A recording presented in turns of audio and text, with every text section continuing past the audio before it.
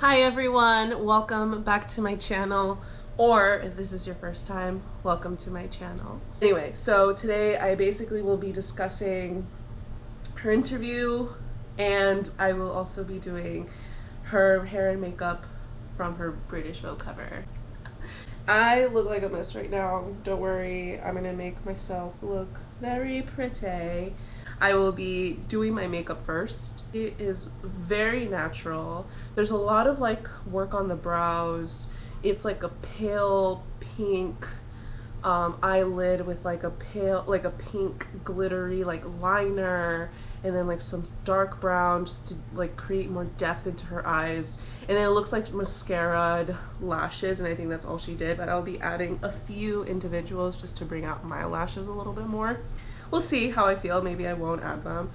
And then she does like clean natural skin. As you can tell, I don't really have clean natural I mean, my face is clean, but it's not like, you know, there's like spots there. Also, like my nose is peeling because I used a product on my nose that I don't think I should have. Looks like, I feel like Billie is known for her very neutral makeup. She like likes to bring out her natural beauty with her makeup looks. Like a nice nudie pink lip. I'm going to dive into the brows. I want to bring up the first thing that she talked about. I can actually relate to that a lot. I think I discovered it around that age too. Actually, no, I discovered it sooner, but I didn't know what it was until rediscovered it when I was like around 11, 12 years old, maybe 13.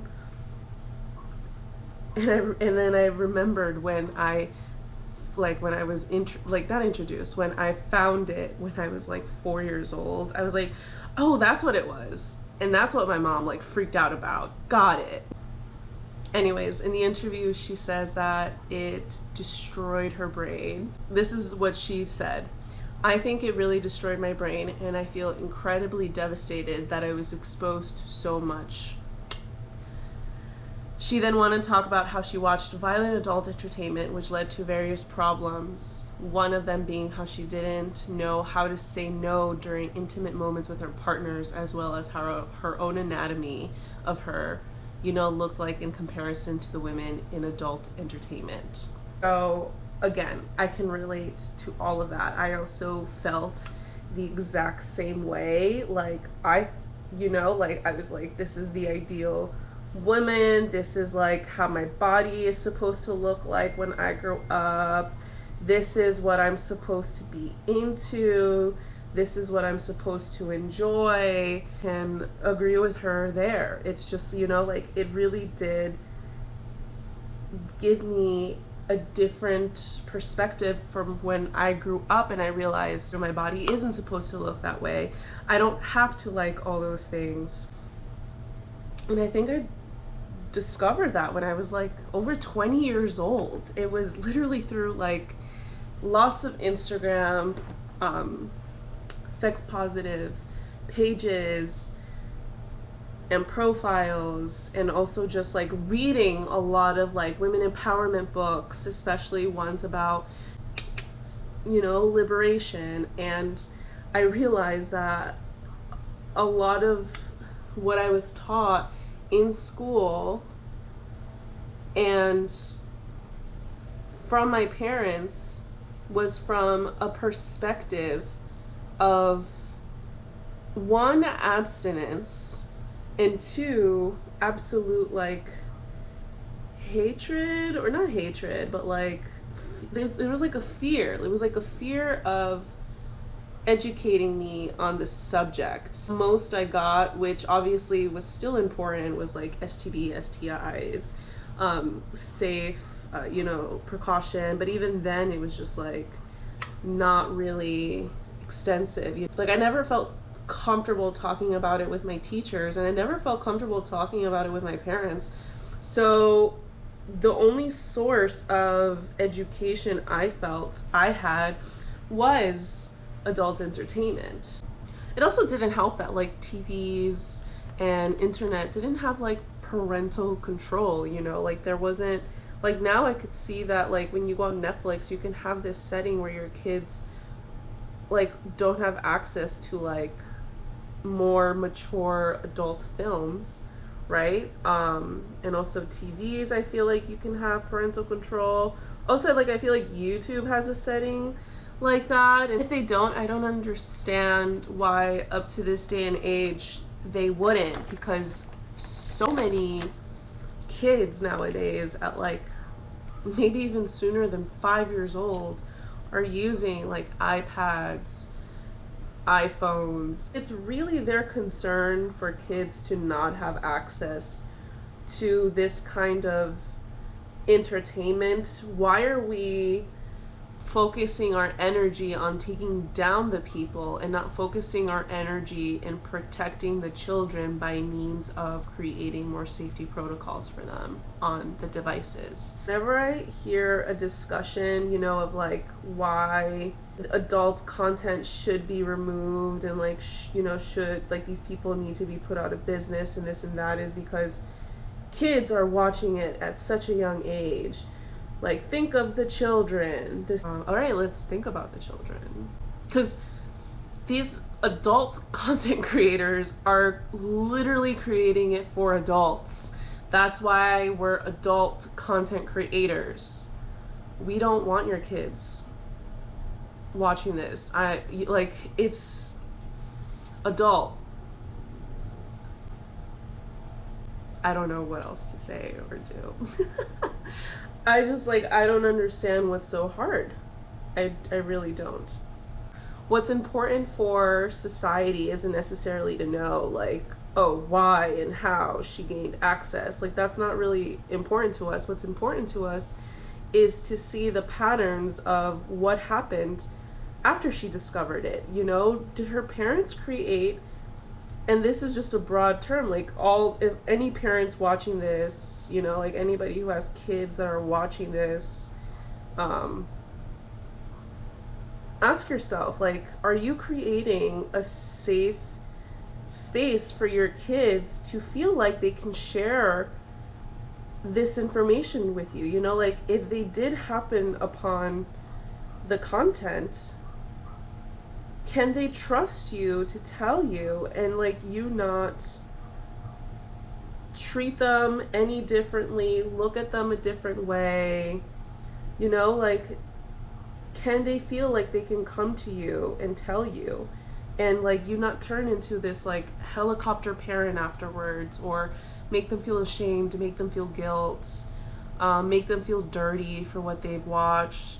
I know I couldn't do that with my parents. I absolutely could not do that with my mom. My mom, forget about talking to my dad about anything. Like, he was a guy, I was a girl. I wasn't gonna talk to him about anything. My mom should have been, right, the person who like I was able to talk to about even just puberty and like growing up and like sexuality and this and that. But unfortunately, I feel like my eyebrows look crazy, but she definitely had like very thick brows. Like, these are very wolf brows. My mom definitely did not create a space and environment for me to feel comfortable. Like, she's like an adult that I can talk to about, you know, my sexuality and my body. It was very like, no, like, you need to practice abstinence, you need to practice purity. And like, this is way before my parents even became Christian. Like, this was just my mom from the get-go. My mom has always been this way. So I definitely couldn't trust my mom to like tell her or ask her like, this is what I found on the internet, what is this, you know, can you explain this to me? Like, is this fun? Should I be watching this? When can I be watching this if I can't? Right now, like, just so many questions that I probably had as a teenager when I found it that I knew just wouldn't be answered. I knew would be met with like anger or like me being ashamed, and yeah, no. So I'm gonna let you think about that for a little bit while I apply my primer on my eyelids.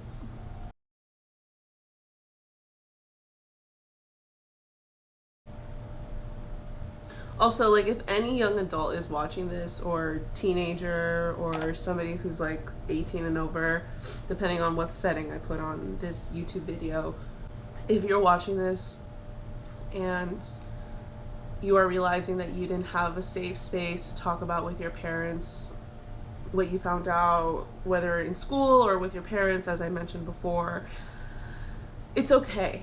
You are not the problem at all. You are not the problem. The problem is our education system that has failed you. The problem is your parents who are passing down, raising you the way that they were raised. It's unfortunate. It's sad that, we're creating this constant cycle of just like, kids like sex not being talked about within our own families, like being asked to our parents and it just being like this taboo thing. I hope that it's only getting better. I hope that, as society progresses, it's going to change. Like, I feel like my generation, like millennials, are definitely going to create more open spaces for our children to like talk to us about these subject matters. So yeah, it's not your fault. You did nothing wrong. It's okay if you found it. Don't continue watching it. It's not for your age, but it's okay. It's okay. You're fine. Okay. I'll see if I include any resources, but try to see if you can talk to this about anybody that you know. Try to see if you do have like a friend or a family member that you do feel safe talking to you. But don't watch it. Try not to watch it. It's not for you. It's not for your age. You will come to an age where it'll be okay for you to watch it. I want to add, it's entertainment. That is not what sex is like. That is not sex at all. It is the act of sex, but it's just not real. Like, that's not what two people who are passionate about each other and love each other or have some sort of intimate feelings with each other, that's not how it goes. There's more to it. There's more to it than that. And your body is perfectly fine. Your body is beautiful. Your body is exactly as it needs to be. It's okay. That's a whole nother subject. The diversity of bodies and looks in the industry is another subject, which is why I'm trying to, create more content. I think it's important to create environments for kids, young adults, and teenagers to feel like they can open up without the fear of being judged, humiliated, or helicoptered. Also, schools just need to have a better education system. Let me read you guys this information that I found on ncsl.org, which let's see if I can find the title. National Conference of State Legislators.org. This is very recent information. It's from October 1st of 2020. So just barely 2 years old. Okay, so sex education in states. All states are somehow involved in sex education for public school children. As of October 1st, 2020, first bullet point, 30 states in the District of Columbia require public schools teach sex education, 28 of which mandate both sex education and HIV education. There's 50 states. Only 28 of those states, of the 50 states, in 2020, want to teach about HIV.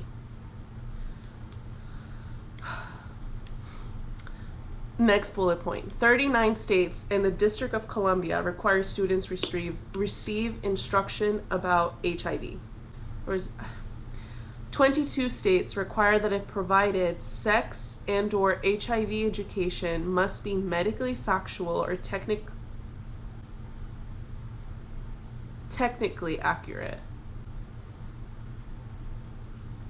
State definitions of medically accurate vary from requiring that the Department of Health review curriculum for accuracy to mandating that curriculum be based on information from published authorities upon which medical professionals rely. Many states define parents' rights concerning about sexual education. First bullet point, 25 states in the District of Columbia require school districts to notify parents that sexual or HIV education will be provided. 5 states require parental consent before a child can receive instruction. 36 states in the District of Columbia allow parents to opt out on behalf of their children.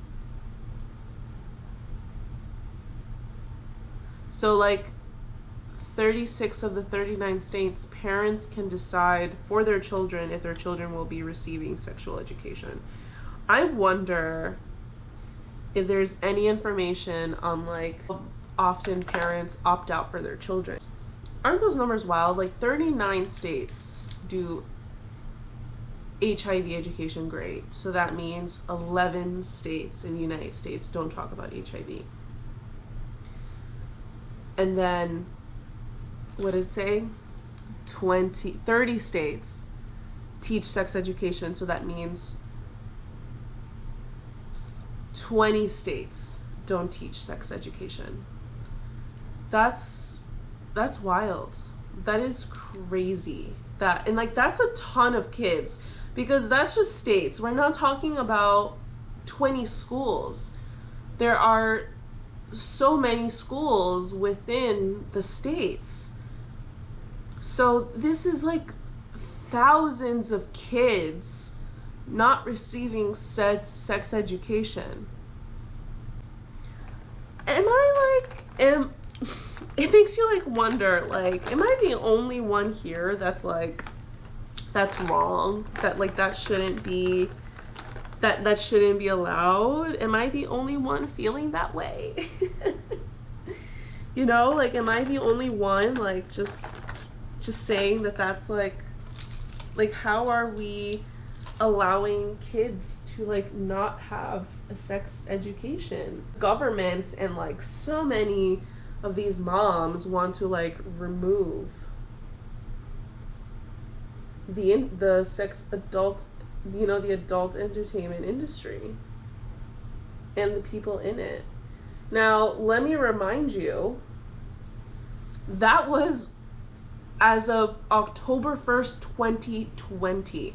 Let me read you, once I'm done applying this, like, you know, just like darkening the area with this liner, let me read to you what the rules were when Billie was going to school. And let me also remind you, she was homeschooled, so her mother taught her. And not to throw shade on her mother or anything, because like who do we really, like, there's no one really to blame here besides the people creating these laws. Because her mother, like, if she provided, you know, didn't provide an environment for Billie to be able to talk about her sex education, she probably just learned that from her parents, and her parents learned it from their parents, and then, you know, so on and so forth, because America doesn't really like to talk about sex. And like, America isn't the only country, obviously. There are lots of cultures and, you know, lots of countries that like sex is also hush hush, so we're not the only ones. But I think putting a blame and putting a fault on people is like, we're directing our energy not in the right place. So I say, instead of looking who to point the finger at, let's come up with solutions for the kids, since that's what a lot of these people are upset about. Perfect. Yes. Okay. And so now mascara. Just to make it all cohesive, I just like to use mascara on the inner lids, like the inner lashes rather, sorry, not the inner lids. Yeah, and then that's how I do my lashes. And that's how they look natural. I don't normally use these individual lashes. I use different individual lashes, but these were the only ones I had because I ran out, and I like them. I like how natural they look. But yeah, these are it. So it says sexuality education in the USA today. According to the CDC, more than 95% of all teenagers in U.S. schools, churches, community centers, or other places receive some formal sexuality education before they turn 18. That was said by Martinez in 2010. Although when analyzed by topic and gender, the same data from National Survey of Family Growth show significant declines in adolescents receive a formal education from 2006 to 2013. So right around when Billie was receiving an education and also found porn. Particularly among youth living in non-metropolitan areas. Between 2006 and 2013, there were significant declines in adolescent females' receipt of information about birth control. 70% to 60% saying no to sex, 89% to 82%, sexually transmitted diseases, 94 to 90%, and HIV/AIDS, 89% to 86%. In the same time period, there was a significant decline in adolescent males' receipt of information about birth control, 61 to 53%, 21% of females and 35% of males report not receiving information about birth control from either formal sources or their parents. Yeah, so, and this was around the time, I think I'm going to list both websites so you guys can look up this information and see for yourselves, but this was around the time I think when Bush signed for this abstinence only education. So yeah, isn't that crazy? Isn't that wild? And yet we want to put the blame on the adult content creators. And a lot of the facts that people love to jump to is something about Billie Eilish said where it destroyed her brain.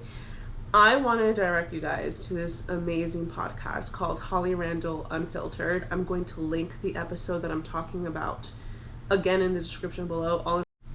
So sorry, battery died.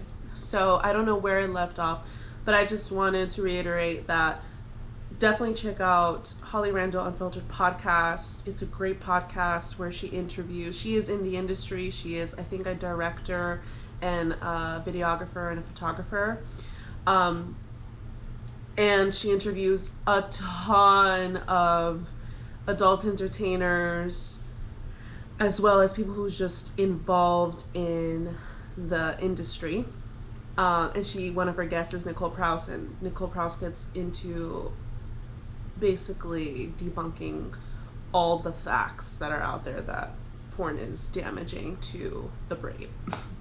Great episode, just awesome podcast in general. Highly recommend for you to check it out. Link is in the description box below. So it seems like I won't be able to do my hair on camera, but I will do it and show you the end result because I only have 20 more minutes on the memory card and I put in a fresh new battery, so battery life is not a problem, but I'm gonna have to get through the face a lot quicker than anticipated. So let me move forward, and with that, let's move on to the final subject of this video, and that is another thing that Billie said, which was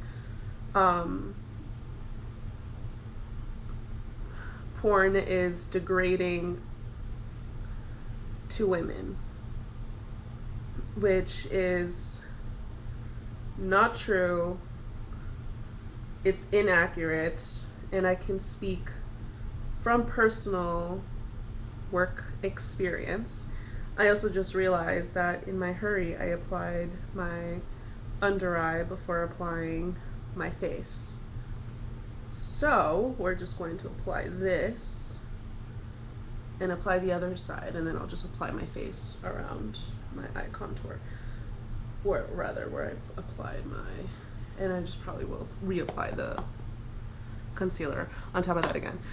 So it's completely inaccurate what she says. It's not true. That is 100% just subjective opinion. And again, let me bring up the Holly Randall Unfiltered podcast. She has a lot of people in the industry that she interviews, especially a lot of people who are very well known in the industry or have been doing it for years.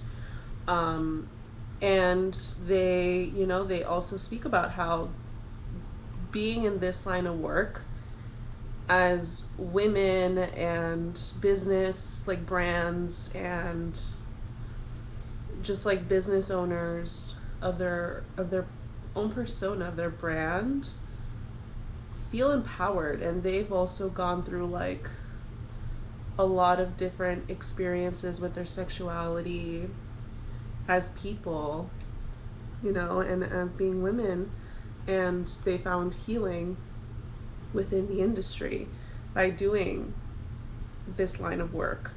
So it's not degrading to women at all.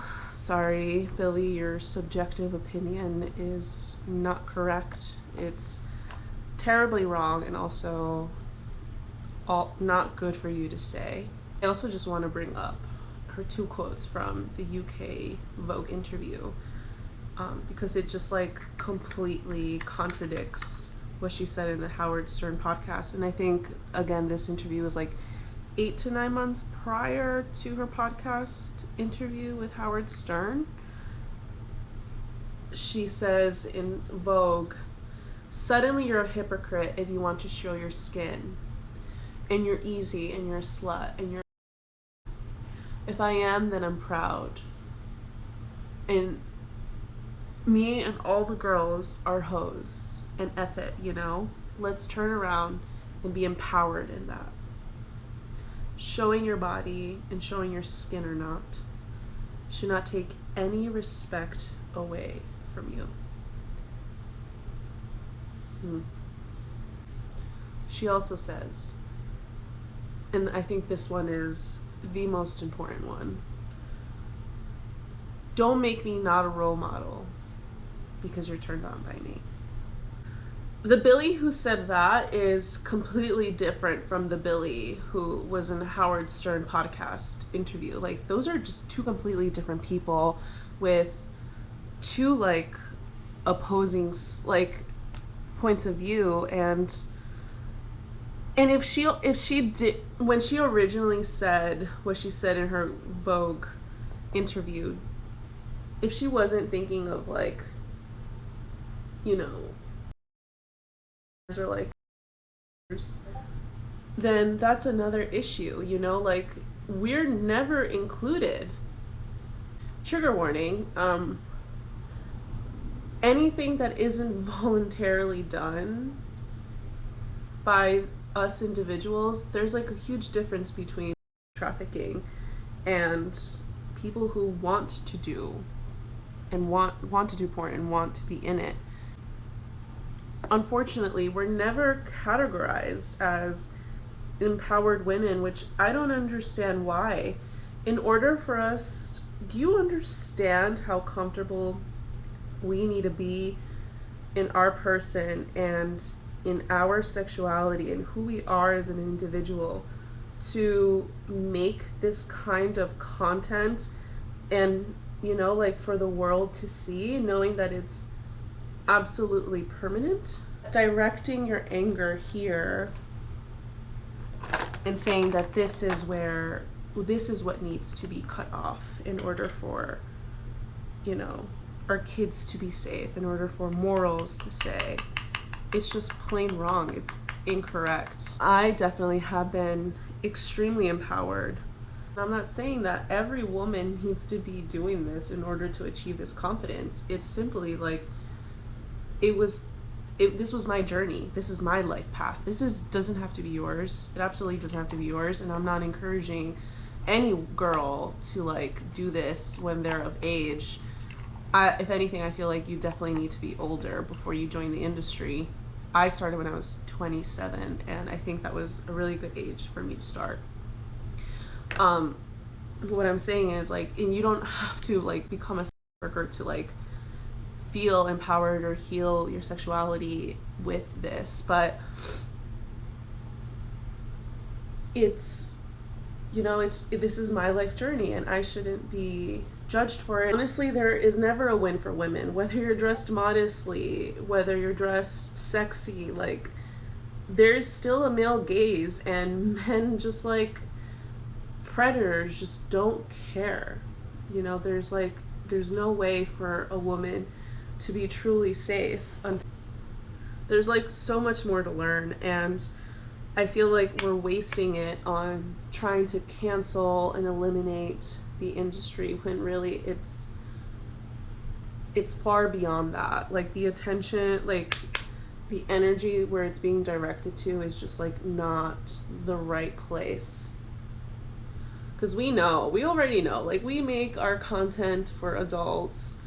We only want adults to be involved. So I'm definitely adding a little more blush than what Billie had. I love blush. I'm a blush girl.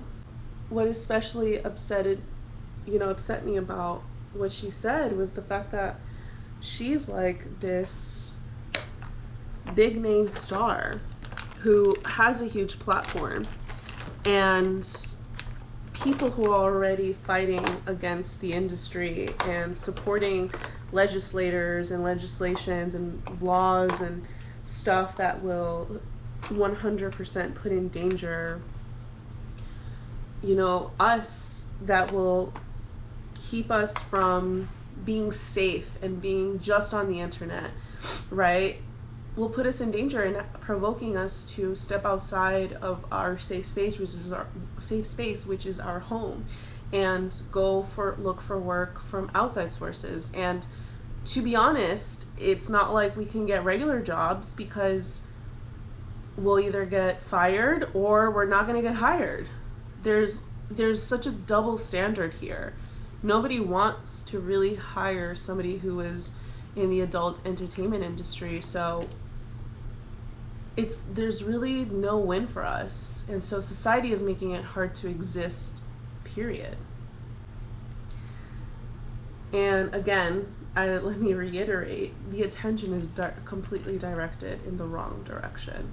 But yeah, okay, so I'm gonna wait to do my hair, to do my lips, but I'm gonna do my hair off camera, come back, brush it out on camera, and show you the end result, and then apply the lipstick, and then we'll be done. I'll have recreated Billie Eilish's look my own way. See you guys in a bit.